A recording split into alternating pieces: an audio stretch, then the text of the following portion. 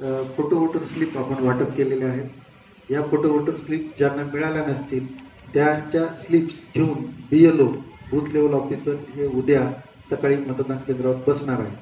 म्हणजे त्या photo voter slip त्यांच्याकडेच राहतील। त्याचबरोबर या मतदारांनी त्या ठिकाणी येऊन म्हणजे फोटो वोटर स्लिपद्वारे त्यांना मतदान नाही करता येणार, तर ते इतर जे 11 पुरावे आहेत त्या 11 पुराव्यांचं पोस्टर आपण त्या ठिकाणी लावलेलं आहे आणि त्या 11 पुराव्याद्वारेच मतदान करता येणार आहे। हे जे सगळे पुरावे आहेत त्या पुराव्यांमध्ये त्या मतदाराचा फोटो असणं आवश्यक आहे। त्यामध्ये सगळ्यात महत्त्वाचं आधार कार्ड आहे, त्यानंतर इपिक कार्ड आहे, त्यानंतर नरेगा कार्ड आहे, ड्रायव्हिंग लायसन आहे, पासपोर्ट आहे, या आणि इतर जे स्मार्ट कार्ड आहे आरोग्य योजनेचं, या सगळ्या 11 पुराव्यांद्वारे तो मतदान करू शकतो। याच्याशिवाय दुसरा पुरावा चालणार नाही, रेशन कार्डवर नाही चालणार। यानंतर 7 पोलीस जो बंदोबस्त आहे हा पुरेसा बंदोबस्त लावलेला आहे। एका ठिकाणी 1 कॉन्स्टेबल आणि ज्या ठिकाणी 2 केंद्र आहेत अशा ठिकाणी 1 कॉन्स्टेबल आणि 1 होमगार्ड असा बंदोबस्त आहे।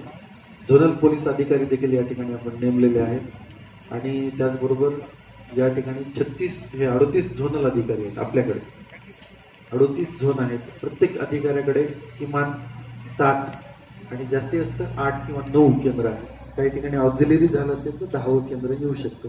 ऑक्झिलरी म्हणजे एखाद्या मतदान केंद्राचं मतदान 1400च्या वर जर गेलं तर त्याच इमारतीमध्ये त्याच्या बाजूला दुसरं केंद्र तयार करण्यात येतं आणि त्याच्यामध्ये 700 आणि पुढचे 750 समजा किती असेल ते असं 2 याच्यामध्ये डिवाइड करतो मतदान, जेणेकरून या EVMची जी कॅपॅसिटी ही 1500 मतांची आहे। म्हणजे 15 तो रोल जो आहे तो 1500 मतांचा तो घेऊ शकतो। त्यामुळं आपण 1400च्या वर मतदान केंद्र गेलं तर लगेच आपण ऑक्झिलरी मतदान केंद्र केलेलं आहे। अशा ऑक्झिलरी 8 मतदान केंद्र आपल्याकडे आहेत या ठिकाणी।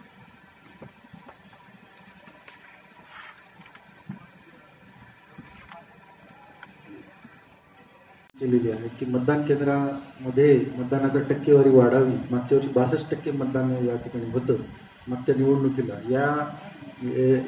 या वर्षी प्रत्येक गावागावामध्ये आपण संकल्पपत्र विद्यार्थ्यांकडून भरून घेतले, त्याचबरोबर प्रभात फेऱ्या आयोजित केल्या, रांगोळी स्पर्धा आयोजित केल्या, सायकलच्या देखील एक रॅली काढली आपण, पथनाट्य केले।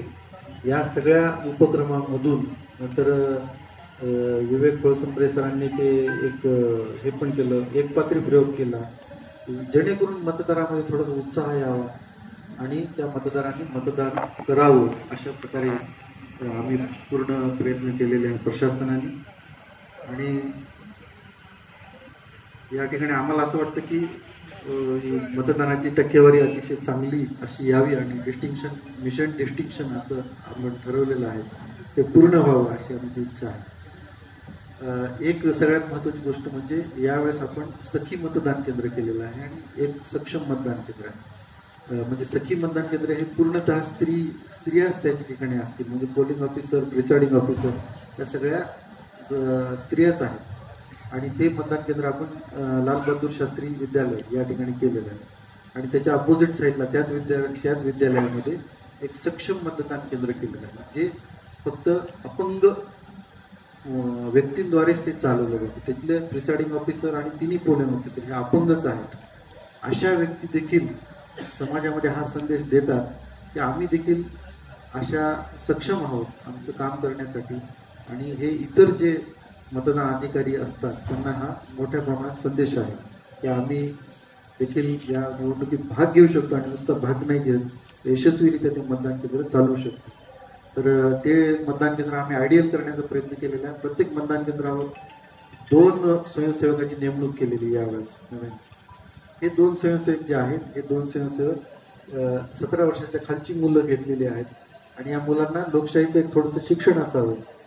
त्यांना फार आपण जोर नाही देणार, पण एक निदान ती प्रक्रिया समजावी की मतदान कसं असतं काय नाही, त्या मतदान केंद्रावर काय चालतं असं प्रत्येक केंद्रावर आपण केलेलं आहे। आणि ह्या मुलांनी मतदारांच्या रांगा लावणं किंवा त्यांना पिण्याचं पाणी असेल तर ते उपलब्ध करून देणं, एखादा अपंग मतदार आला तर त्याच्यासोबत दरवाजापर्यंत जाणं, अशा प्रकारची क्रिया लहान मुलं असल्यामुळे फार त्यांना जबाबदारी न देता खेळीमेळीच्या वातावरणात आणि त्याला झेपेल अशा प्रकारे आपण ते काम करण्याचा प्रयत्न करतो।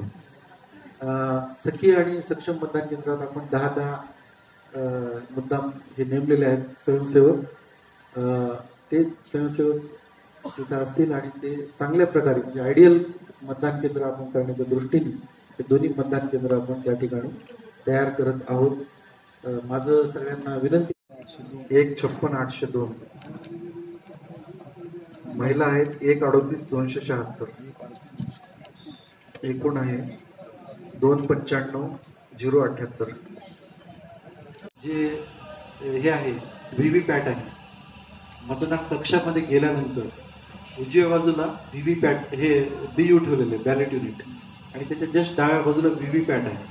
तर मतदारांनी आपल्या पसंतीच्या उमेदवाराच्या समोर बटन दाबल्यानंतर लगेच इकडच्या बाजूला व्हीव्हीपॅटमध्ये त्याची स्लिप येणार आहे आणि ही स्लिप 7 सेकंद त्या ठिकाणी दिसणार आहे. नंतर कट होऊन खाली पडणार. कट झाल्यानंतर खाली पडणार. नंतर त्या मतदाराला समजा त्यांनी पाहिलं नाही तर ते त्याचा तो हे राहील. तर आम्ही सगळ्यांना ते प्रचार करतो आहोत. एवढे दिवस आम्ही प्रत्येक गावागावात जाऊन ते प्रचार केले. आपण पण आपल्या तिथून हे करावं की आपलं मत पहा प्रत्यक्ष त्याच्यामध्ये. त्याच्यानंतर टेस्ट वोट नावाचा एक प्रकार आहे की एखाद्या अशी पण तक्रार येते की एका उमेदवाराला मत दिल्यानंतर दुसऱ्याला ते जातं. तर अशा वेळेस त्या मतदाराला जर तो शुअर असेल की ते दुसऱ्याला जातं हे त्याची खात्री असेल तर अशा वेळेस तो एक प्रतिज्ञापत्र आणि जर 24 मध्ये भरून देतो. हे प्रतिज्ञापत्र असं आहे की मला खात्री आहे की एका उमेदवाराला मत दिल्यानंतर ते दुसऱ्याला जातं त्याची दुसऱ्याची स्लिप त्याच्यामध्ये येते. आणि जर 59 केंद्र असे ते ज्या ठिकाणी 1200च्या वर मतदार आहे त्यामुळं तिथं एक PO4 आपण दिलेला आहे. आणि त्यानंतर 76 कर्मचारी हे राखीव कर्मचारी म्हणून झोनल ऑफिसर यांच्या सोबत आहे.